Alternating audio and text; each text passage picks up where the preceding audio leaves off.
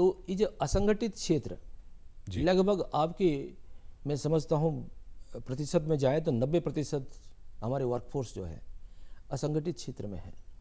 उनके लिए कोई पेंशन का योजना नहीं था और ये पहली बार किसी सरकार ने इस प्रकार की योजना की शुरुआत किया है कि केवल अगर 18 साल से लेके 40 साल की उम्र तक आप इस योजना में शामिल हो सकते हैं और मैं समझता हूँ बहुत ही कम पैसे इसमें लगते हैं।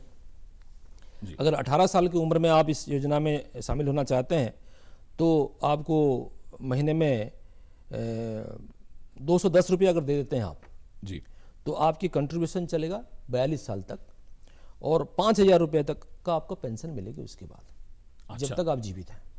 अगर आपको कुछ हो जाए तो फिर आपकी स्पाउस को वो सुविधा मिलेगी।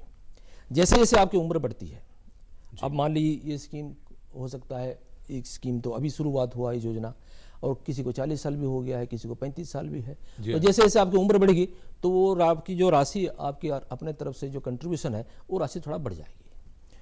अगर आपको 40 साल हो गया है और इस योजना में शामिल होना चाहते हैं तो आपको लगभग 1,500 रुपया प्रति माह देना पड़ेगा अगले 20 साल तक, क्योंकि न्यूनतम समय इसकी है 20 साल। 20 साल तक आपको इस स्कीम में जुड़ना। पेंशन किस उम्र से मिलनी शुरू होगी? 60 साल। 60 साल के बाद। तो बहुत से बच्चे जब कॉलेज की तरफ जब बढ़ने लगते हैं, जब स्कूल ख़त्म करते हैं, 18 वर्ष के हो जाते हैं, तो आप एक तरह से ये भी कह रहे हैं कि उनके अभिभावकों को, माता पिता को ये करना चाहिए कि इस योजना से ज़रूर जोड़ना चाहिए, ताकि कम से कम 18 वर्ष से ही अगर वो पैसे बचाने शुरू करेंगे तो उसके बाद 60 वर्ष की आयु के बाद उनको ये पेंशन जरूर मिलेगी। देखिए इसमें कुछ थोड़ा सा राइडर्स हैं, अगर वो बच्चे कल को नौकरी करते हैं किसी प्रोविडेंट फंड की उसमें आ जाते हैं तो फिर उनको ये सुविधा नहीं मिल पाएगी। कल को इनकम टैक्स अगर वो ऑलरेडी कवर्ड है किसी और पेंशन स्कीम से तो उनको ये सुविधा नहीं मिल पाएगी। ठीक है। लेकिन अगर वो लेबर फोर्स रहेगा, कुछ काम करेगा, असंगठित क्षेत्र से ही जुड़ा रहेगा, जो कि कुछ कह नहीं सकते हैं, ये कई सारे किसी को भाग्य है, डेस्टिनी अंग्रेजी में कहते हैं इसको, तो उसको कह नहीं सकते। अगर असंगठित क्षेत्र में ही उसकी गुजारा करना है किसी भी कारण से, तो मैं समझता हूँ इससे बढ़िया कोई योजना है नहीं कि उसको जब 60 साल का उम्र हो जाएगा। देखिए आजकल न्यूक्लियर फैमिली कंसेप्ट आ रहा है, मतलब, और वो जॉइंट फैमिली आजकल है नहीं, लुप्त हो गया लगभग, और आयु आपका लंजिविटी जिसको कहते हैं अंग्रेजी में, वो बढ़ रहा है। और जब आप 60 साल के हो जाते हैं तो आपकी कमाई करने की शक्ति भी बहुत कम हो जाती है जी, और धन आत्मसम्मान के लिए भी बहुत जरूरी है। किसी के आगे हाथ ना फैलाएं, ये हमारा दर्शन और हमारे मूल्य रहे हैं, भारतीय मूल्यों में हमेशा ही रहा है कि किसी के आगे हाथ नहीं फैलाना पड़े, जीवन में इतना जरूर करना चाहिए। तो ये थोड़ी सी कंट्रीब्यूशन अगर आज से शुरू कर दें हम जी, चाहे आप 35 साल के हैं, चाहे आप 40 साल के भी हैं, तो अगर शुरुआत आज कर दिया आपने तो निश्चित तौर पे जब आप 60 साल के हो जाएंगे आपको एक निर्धारित राशि 5,000 रुपये तक सरकार ने ये स्कीम बनाया है। 1,000 भी मिल सकता है, 2,000 भी मिल सकता है, 3,000, 4,000, 5,000 तक। अच्छा, एक बात और भी है इसमें जी, अगर आप इस स्कीम में लगातार 5 साल तक आपकी इसमें योगदान शुरू हो गया है तो सरकार की तरफ से भी सालाना 1,000 रुपया, या आप जो अंशदान जो आप खुद दे रहे हैं उसके 50% सरकार की तरफ से भी एक तरफ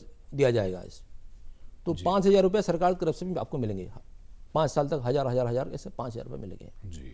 तो ये सब धन मिलके आपको बेनिफिट मिलेगा जब आप वृद्धावस्था में आ जाएंगे। आजकल 60 साल में तो कोई वृद्ध होता नहीं, लेकिन एक ये होता है कि समय आता है कि जिस समय आप किसी एक निर्धारित धन के ऊपर आपके रहता है कि आप राशि आपके पास आए, जैसे तनख्वाह आती है हमारे 1 तारीख को, तो वो आपको गुजारा के लिए, रोजमर्रा की जिंदगी के लिए उसमें सहूलियत मिल जाती है। मिश्रा जी, बस एक टिप्पणी के तौर पर, एक बैंकर के तौर पर इन योजनाओं के बारे में आप क्या कहेंगे?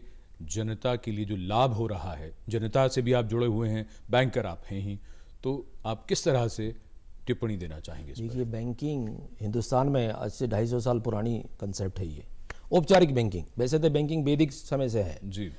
औपचारिक बैंकिंग की शुरुआत हुई 1770 में, जब से हिंदुस्तान बैंक की शुरुआत हुई थी, फिर जनरल बैंक ऑफ इंडिया की शुरुआत हुई जी। लेकिन औपचारिक रूप से इन योजनाओं से जोड़कर अगर हम मैं बता रहा हूँ कि जो पहले 200 वर्ष 1770s 1970 बहुत ज़्यादा बैंकिंग क्षेत्र में बहुत ज़्यादा गतिविधि नहीं थी, बदलाव नहीं आया। नहीं आया। 1969 जो क्रांतिकारी कदम तत्कालीन सरकार ने लिया था, 19 जुलाई 1969 14 बैंकों का राष्ट्रीयकरण कर दिया रात। जी। तब से बैंकिंग क्षेत्र में बहुत सारे परिवर्तन आया और हमारे कृषि क्षेत्र में, उद्योग क्षेत्र में, आप किसी भी क्षेत्र का नाम लीजिए, तो उसमें जो क्रांतिकारी कदम आया और काफ़ी कुछ परिवर्तन हुआ।